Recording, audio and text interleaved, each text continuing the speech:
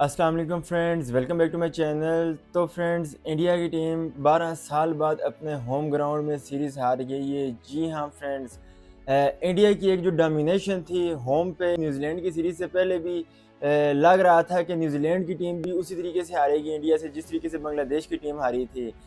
लेकिन Kane Williamson के न होने के बावजूद टॉम लैथम की क़यादत में एक यंग न्यूजीलैंड की टीम, जी हाँ फ्रेंड्स, इस न्यूजीलैंड की टीम में सिर्फ 2 प्लेयर्स थे, टिम साउथी और टॉम लैथम, जिनने 30 से ज़्यादा टेस्ट मैचेस खेले हुए थे। उसके अलावा बाकी सब प्लेयर्स इतने ज़्यादा एक्सपीरियंस नहीं थे। दूसरी तरफ से अगर आप टीम इंडिया को देखें तो वो तो बॉर्डर गवास्कर ट्रॉफी की तैयारी कर रहे थे। जी हाँ फ्रेंड्स, इंडिया की टीम बांग्लादेश और न्यूजीलैंड की सीरीज़ को एज अ प्रैक्टिस ले रही थी ऑस्ट्रेलियन टूर के लिए, लेकिन न्यूजीलैंड की टीम ने उन्हें बिल्कुल जिसे कहते हैं ना शॉक कर दिया। और ये शॉक हुआ कैसे? अगर आपने जानना है ना इंडिया की टीम क्यों हारी है न्यूजीलैंड से, तो आपको वापस पहले टेस्ट मैच के पहले दिन पे जाना होगा, जिस टाइम रोहित शर्मा ने एक छोटा-सा गलत डिसीजन लिया टॉस पे पहले बैटिंग करने का। वहाँ पर से इंडिया की टीम का डाउनफॉल आप समझने शुरू हुआ इस सीरीज़ में। सबसे पहले इंडिया 46 पे ऑल आउट हुई, उसके बाद न्यूजीलैंड जिस टाइम आई है फिर उन कंडीशन चेंज हो गई, उनने अच्छी बैटिंग की। वापस इंडिया सेकंड इनिंग में थोड़ा-सा इनके पास चांस था, लेकिन इनसे वहाँ कुछ भी नहीं हो पाया। खैर, पहली इनिंग में रन्स इनने इतने कम बनाए थे कि पहले टेस्ट मैच में जो जीतना बहुत मुश्किल था, लेकिन दूसरे टेस्ट मैच में कमबैक किया जा सकता था।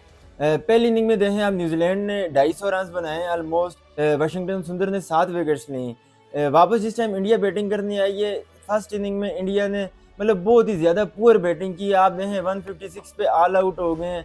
Mitchell Santner part time bowler आप बेशक कह लें, मिचेल सेंटनर में मतलब करियर में इसने तकरीबन 60-65 विकेट्स कुल ली हुई हैं। ऐसे बंदे को आपने एक ही मैच में 13 विकेट्स दे दिए। पहली इनिंग में देखें आप, इसने 7 विकेट्स ली, इंडिया को कोई भी प्लेयर खड़ा नहीं हो पाया। इंडिया की बैटिंग बुरे तरीके से नाकाम हुई। उसके बाद देखें आप, जब वापस न्यूजीलैंड बैटिंग करने आई है, ऊपर से टॉम लैथम ने बहुत अच्छी इनिंग खेली, उसके अलावा बाकी कोई इतना खास किसी प्लेयर ने कंट्रीब्यूशन नहीं किया। लेकिन जो इनने दोबारा दूसरी इनिंग में 250 रन बनाए, पहली इनिंग में जो इंडिया 103 रन पीछे रह गई थी, वही मिला के तकरीबन 350 रन का इंडिया को टारगेट मिला है। अच्छा, चौथी इनिंग में अगर हम देखें, ऊपर से रोहित शर्मा आउट हो गए जल्दी, लेकिन जायसवाल ने बहुत ही अलग किस्म की बैटिंग की। एक टाइम पे लग रहा था जैसे जायसवाल खेल रहा था शुभमन गिल के साथ, कि अगर इंडिया इसी तरीके से इसे कैरी ऑन करते इस बैटिंग को, तो इंडिया के पास बहुत अच्छा चांस है।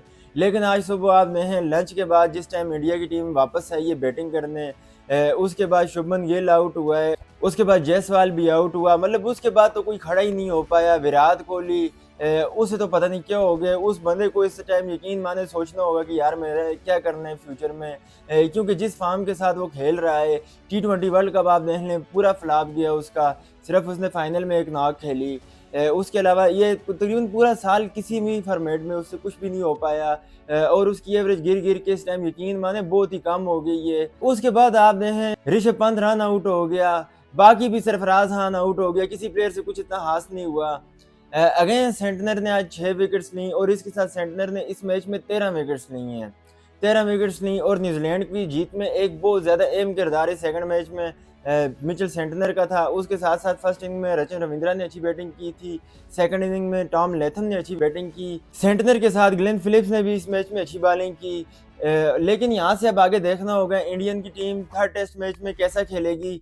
एक तो कल रात को जिस टाइम लग रहा था ना फैंस को भी कि यार सुबह मुमकिन है इंडिया ये मैच हार जाए, आधी रात को बीसीसीआई ने पता नहीं क्यों बॉर्डर गवास्कर ट्रॉफी के लिए स्क्वाड अनाउंस कर दिया। अटेंशन डाइवर्ट करने की कोशिश की गई, जहाँ तक मुझे लग रहा है, क्योंकि आप उन्हें पता था कि फैंस सुबह मैच हारेंगे, तो सारा ध्यान उधर था फैंस का।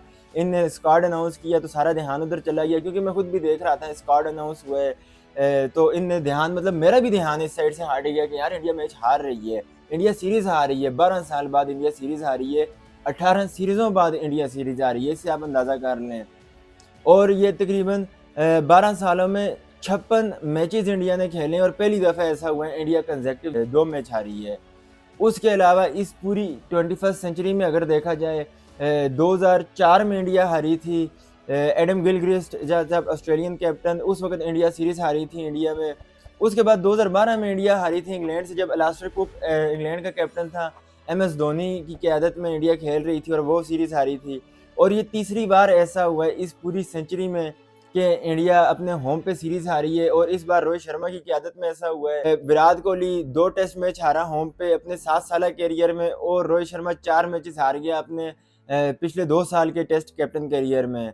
उसके अलावा एमएस धोनी ने 3 मैचेस हारे थे तकरीबन 6-7 साल का, उसका भी टेस्ट कैप्टनसी का करियर रहा। इसके अलावा विराट कोहली जिस टाइम आउट होकर गया है उस टाइम की एक बड़ी मीम वायरल हुई जिस टाइम इसने कोल्ड ड्रिंक्स पे बैट मारा है। एनीवेज यहाँ पर से अब इंडियन प्लेयर्स को बहुत ज़्यादा सोचना होगा कि बॉर्डर गावस्कर ट्रॉफी इन्हें कैसे जीतनी है।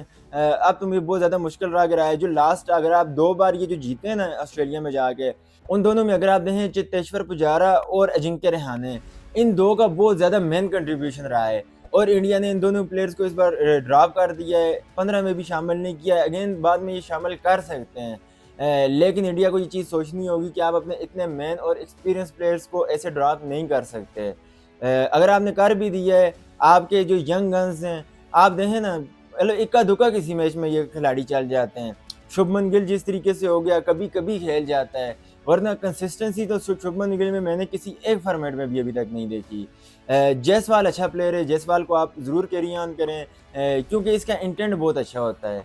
तो बकाया रोहित शर्मा की तो फिटनेस और विराट कोहली, इन 2 का तो फ्यूचर मुझे अब लग रहा है बॉर्डर गावस्कर सीरीज़ में डिसाइड हो जाएगा। इन दोनों ने आगे टेस्ट करियर इनका कैसे जाएगा आगे।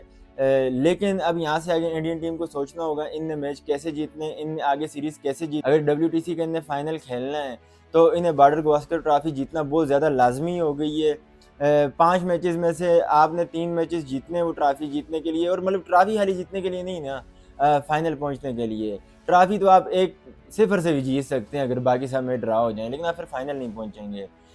हेयर गाइस, आपको क्या लगता है यहाँ से आगे इंडियन टीम WTC का फाइनल खेलेगी या नहीं खेलेगी? मुझे कमेंट बॉक्स में ज़रूर बताइएगा। अगर वीडियो पसंद आई हो तो आप मुझे सब्सक्राइब कर सकते हैं। मिलते हैं फिर एक नई वीडियो के साथ। अल्लाह हाफिज़।